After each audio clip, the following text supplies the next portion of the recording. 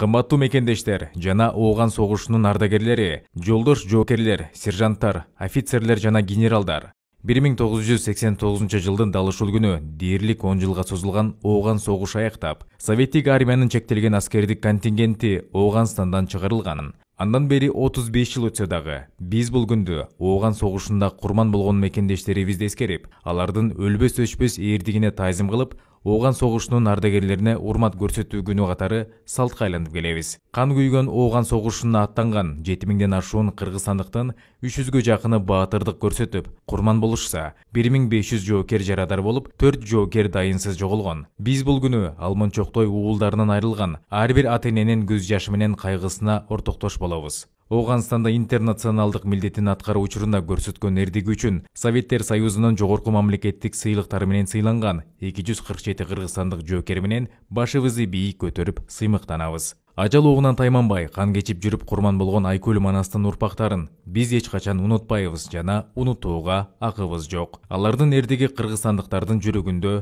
түбөлүккө сакталат. Бүгүнкү күндө Ооган согушунун ардагерлери мекен үчүн, эл журт үчүн канын жанын аябаган эр жүрөк азаматтарыбыздын башында турарын баса белгилейм. Алар 1999-2000 жылдардагы Баткен Чоңалай коогалаңында, андан кийинки мекенибиз туш болгон кыйын кырдаалдарда алдыңкы катарда тикесинен тик туруп келишкенин баарыбыз жакшы билебиз. Алардын эрдиги менен каармандыгы жаш муундардын демине дем, күчүнө күч кошуп, кайрап бүлөп турары шексиз.